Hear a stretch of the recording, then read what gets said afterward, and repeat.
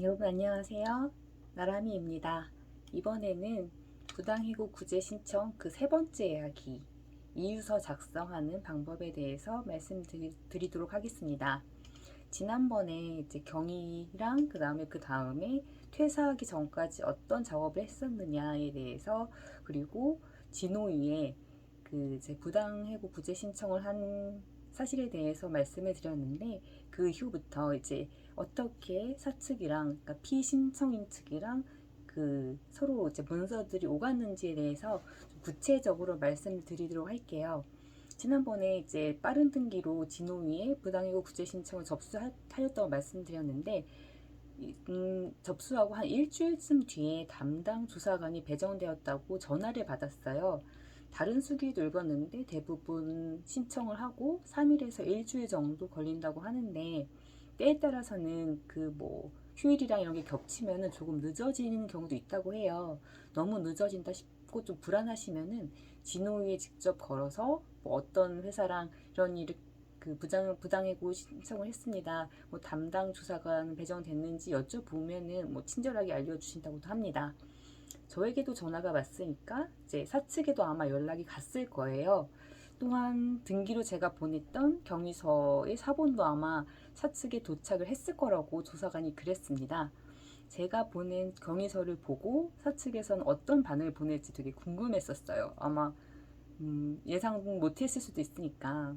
그런데 한편으로는 또 사측에는 어느 회사나 그럴 테지만 오랫동안 이제 그 노무법인들이랑 이렇게 연계를 해서 뭐 취업 규칙을 바꾼다든지 아니면은 노무의 이제 상황이 바뀌었을 때 어떻게 해야 하는 게 법에도 근로기준법에 저촉되지 않는지 많은 이제 이런 협의를 한다고 들었는데, 제가 다녔던 그 회사에서도 아마 있었어요. 저도 몇 번 얘기를 들은 적이 있는데, 아마 이제 이번에도 이제 노무에 관련된 일이니까 그 공인 노무사를 끼고서 아마 할 것이라고 저는 생각하거든요. 왜냐하면 이제 제가 그 저희 상관이자 인사부장은 뭐 제가 퇴사한 다음에 한 달 뒤인가 뒤에 퇴사했다고 얘기를 이제 건너 드렸어요.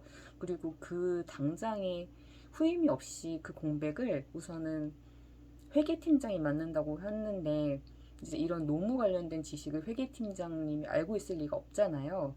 그래서 아마 또 이제 그 회사에서는 전적으로 노무사에게 맡길 거라고 저는 예상을 했습니다. 그렇지만 이제 저도 노무사를 생각 안 해본 게 아니에요. 어떻게 하는 게 좋을까? 이제 처음에 왜 제가 그 계약 만료 통보를 받고 난 다음에 이제 그 무료로 하는 상담 있다고 말씀드렸잖아요. 뭐 직장 갑질 119라든지 아니면 지자체에서 운영하는 곳에서 노무사라든지 아니면 노동법 관련, 근로기준법 관련된 변호사님들이랑 이제 무료로 통화를 하면서 얘기 들었던 게, 제가 이제 그 경위서를 작성한 것도 한번 보여드렸었거든요. 그러니까 쓴 걸 보시고서는 이 정도 글쓰기가 가능하다면은 혼자서도 가능할 것이다라고 말씀을 해주셨어요. 그리고 찾아보니까 생각보다 좀 비용도 만만치 않더라고요. 그러니까 여기서 이제 팁을 드리면은, 제가 그 부당 해고 구제 신청을 했을 때 그 조사관님이 저한테 물어보셨거든요. 월급이 어느 정도 되냐 물어보신 게, 아마 국선 노무사를 이제 그 알선이 가능한 게, 제가 들었던 그 당시는 250만 원, 월급이 250만 원 혹은 300만 원 정도까지는 아마 이제 국선 노무사를 이제 알선 무료로 알선 가능한데, 저는 그것보다 월급이 많았기 때문에 사적으로 제가 알아봐야 되는데, 척수금만 하더라도 제가 알아본 바로는 100만 원 정도 들었고, 그 외에 이제 성공 보수 같은 게 계속 추가로 발생하는데, 저는 그냥 제가 마련한 자료들도 워낙 많이 있고, 근데 좀 제가 스스로 일을 한번 해보고 싶었어요. 되게 무슨 깡인지 모르겠는데 뭐 잘 할 수 있을 것 같아가지고, 그래서 이제 어쨌든가 혼자서 고군분투 하기로 했는데, 아마 뭐 사측에서는 이제 노무사 끼고 하니까 나보다 낫겠지라는 생각이 들긴 했었거든요. 그래도 어쨌든간 중간에도 좀 많이 흔들리긴 했는데, 일단은 제가 어, 혼자서 하기로 결정 내렸으니 끝까지 이제 하기로 하고, 지금 이제 영상도 찍게 되는 거고요. 이제 계속 말씀드리면, 첫 번째 연락이 온 후에, 그러니까 노무사로부터 온 후에 이제 일주일쯤 뒤에 새로운 조사관이 저한테 전화를 하셨어요.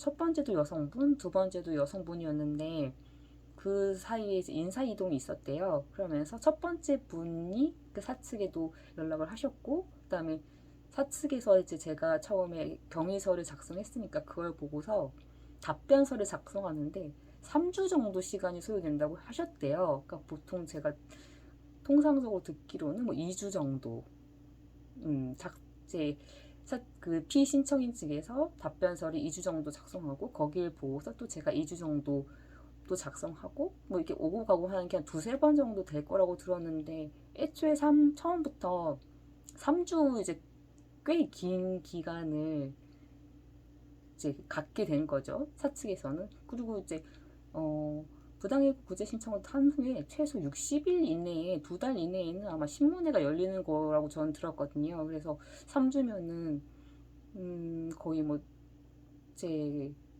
거의 절반은 아니지만 거의 비슷하게 깎아 먹는 거잖아요.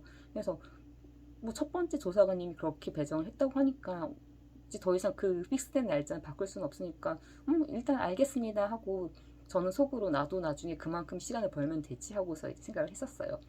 그리고서 이제 기다리는 수밖에 없죠.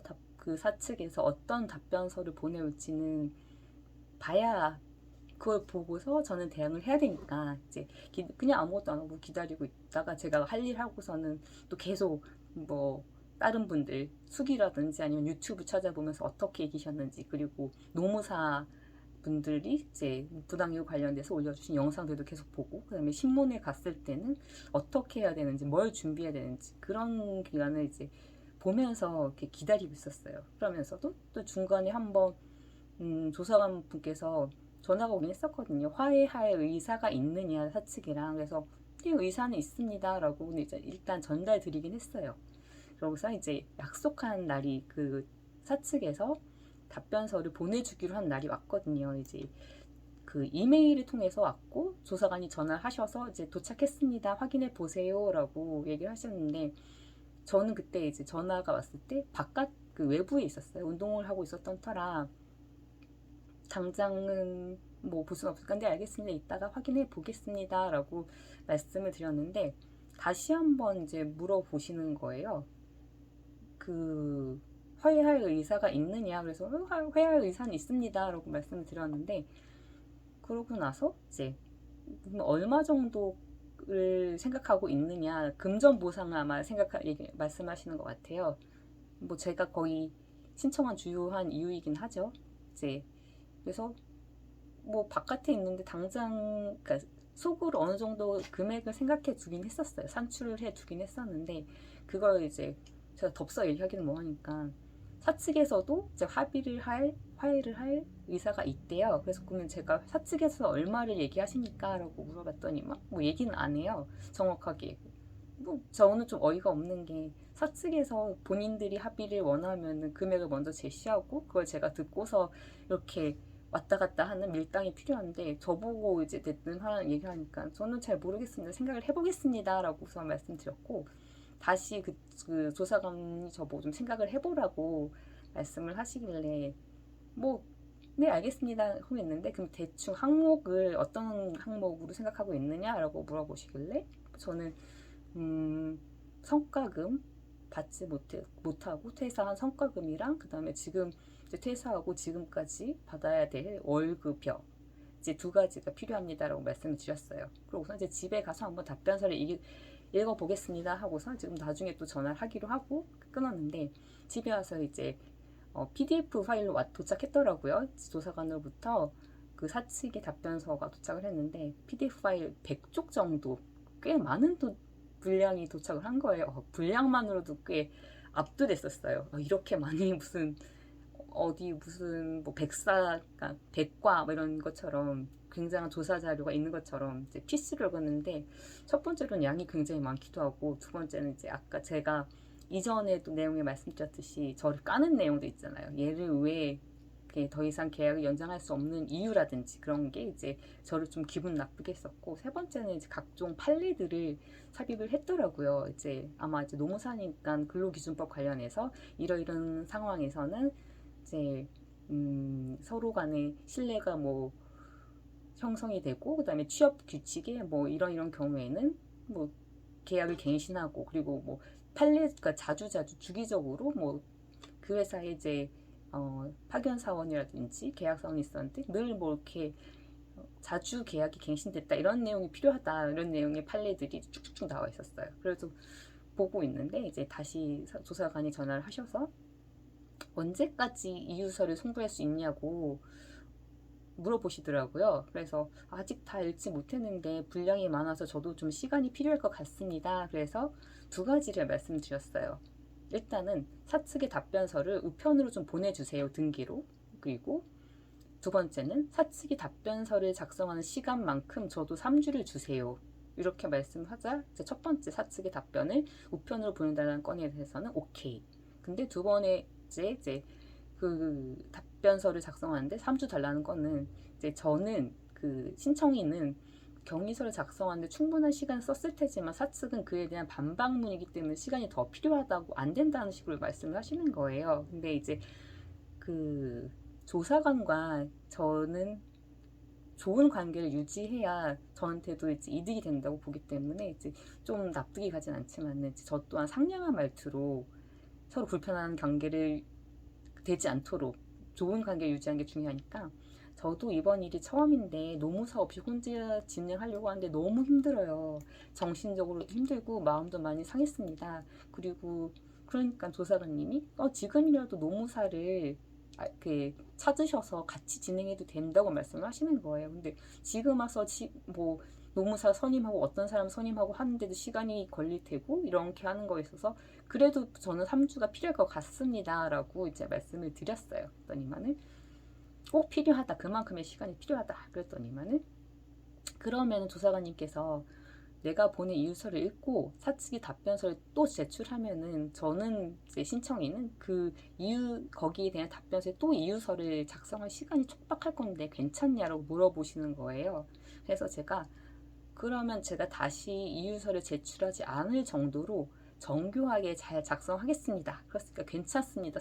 3주를 주세요라고 이제 말씀을 드렸어요. 그랬더니만 오케이 그러면 제가 제시한 날에 맞춰 송부해 달라고 이제 신신당부를 하시고 전화를 끊었어요. 그러니까 저 또한 충분한 이유서 2를 작성할 시간을 확보하게 된 거죠. 이제 저는 사측 답변서에 대해서 어떻게 반박문이 이유서를 작성할 것인지에 대한 그 전략을 세워야 됐어요. 이제 세웠습니다. 너무 이제 읽는 것만으로도 피곤해서 사측이 제출한 답변서는 크게 두 부분으로 이루어졌더라고요. 첫 번째는 이제 제가 처음에 송부한 경위서에 대한 반박 내용이었어요. 그러니까 그 신청인이 이러이러한 사실을 주장을 했는데 그것은 사실과 다르다. 그렇기 때문에 부당해고 구제를 위한 조건을 이제 판례를 이용해서 통상적으로 이런 경우에만 부당해고가 성립되지만 근로자는 해당되지 않기 때문에 이건 정당하게 그냥 계약이 만료된 것이다. 이런 것 그런 내용들 그리고 제가 얘기한 뭐 신뢰관계가 형성이 됐었고 그 다음에 뭐 사장도 이런 메일을 보냈었고 이러한 그 성과급과 그 다음에 월급을 올려주기 싫어서 그 계약은 만료한 것 같다라는 것에 대한 이제 주장에 대한 반박문들 그리고 제가 그리고 아까 전에 말씀드렸던 저의 자질 부족을 또 이유로 삼았어요. 업무 중에 발생했던 사소한 실수라든지 그리고 이제 제일 처음에 그 경위를 말씀드릴 때 제가 개인 연차를 쓰는 데 있어서 대체자가 없는 것을 알면서도 그렇게 무리하게 휴가를 쓴다고 주장한 일 그리고 뭐 제가 근무 태만이었던 것들 아직 근무적인 그런 내용들에 대한 내용들을 그러니까 객관적이기보다는 사원들 있잖아요. 같이 일하고 있는 사원들의 이러이러 주장을 했습니다라는 것을 이제 뭐 인용하고 거기에 이제 사실임을 도장을 찍어 증명하는 방식으로 해왔어요. 그 첫 번째 앞부분이고 뒷부분은 이제 뭐 회사에 관련된 일이에요. 뭐 그 취업 규칙이라든지 아니면은 저랑 있었던 뭐 계약 관계라든지 그다음에 성과급이 문제가 됐었던 일, 그런 성과급에 대한 전 사원에 대해서 뭐 얼마큼 받았고, 그냥 객관적인 자료들을 이제 쭉 첨부를 한 게 한 7, 80% 정도? 그러니까 100쪽 중 한 20 몇 쪽 정도는 저에 대한 얘기인 거고, 그 나머지는 그냥 객관적인 자료들을 하고, 이렇게 이제 보니까 의외로 뒤는 거의 레퍼런스 같은 거니까 좀 제껴두고 앞부분에 좀 집중하자 해서 조금은 부담감을 덜었습니다. 이거에 대해서 회사가 제시한 요점을 정리해서 제가 가장 많이 이제 도움을 받았던 직장 갑질 129에 이제 이메일로 서류를 작성해서 여기는 이제 심층 그 상담을 받을 수 있게 이메일로 서류를 작성해서 보내면은 이제 3일에서 영업이 3일에서 7일 이내에 이제 그 노무사라든지 아니면은 그 담당 그 변호사님께서 연락을 주세요. 회신을 주시기도 하고 아니면 전화로 연락을 주시기도 하고 여기에 여쭤보기도 하고, 두 번째는 제가 처음에도 이제 연락을 해서 많이 도움을 받았던 지자체에 있는 이제 노동상담 센터에 무료로 되는 노동상담 센터의 첫 번째 분도 이제 근로 담당 변호사 남자분이랑 상담을 했었는데, 두 번째도 이분 그건 좀 랜덤인 것 같은데 전화 상담 받을 수 있는 거는 그분이 또 이제 배정이 되셨더라고요. 이제 상담을 했어요. 어떻게 이런 사측으로부터 이런 답변서를 받았는데 저는 이렇게 회신을 해야 되냐 물어봤더니만 두 분 다 이렇게 또 비슷한 내용을 답변을 주셨는데, 첫 번째로 이제 가장 문제가 되는 게 뭐 개인 연차 관련돼서는 어떤 얘기를 하셨냐면은, 그러니까 원래 근로기준법에 보면은 개인 연차 사용에 대한 자유권이 인정되어야 된다고 하는데, 그러니까 제가 아까 말씀드렸던 회사에서는 제가 대체자가 없음에도 불구하고 휴가를 썼다고 말씀드렸잖아요. 그러니까 이거는 개인 연차 사용에 대한 자유권을 인정하지 않는 것이기 때문에 회사의 규책임을 설명해 주신 거예요. 그래서 그걸 근로기준법을 찾아서 이렇게 몇 조에 있는데 그것을 이용해서 반박하라고 하셨고, 근무 태만에 관한 내용은 뻔한 스토리이기 때문에 근로자가 이제 회사에서 얼마나 열심히 했느냐를 증명하면 된다고 하셔가지고, 제가 이제 처음에 그 퇴사하기 전에 모았던 자료도 있잖아요. 뭐 빠르게 뭐 회신 주셔서 감사합니다. 뭐 늘 이제 빠르고 그다음 정확하게 회신 주셔서 감사합니다. 이렇게 일 처리했던 것들, 그런 것들 다 이제 정리를 했어요. 그리고 다른 그리고 저의 업무량의 과도함을 반증하는 근무일지라든지 그런 것들, 그리고 이제 변호사님과 상담했던 내용들을 다 녹음을 해서 필기하면서 이제 이유서 2에 넣게 되는 거예요. 그런 내용에 대해서 다음 편에 대해서는 좀 이유서를 좀 더 자세하게 작성하게 된 내용에 대해서 말씀드리도록 하겠습니다. 감사합니다.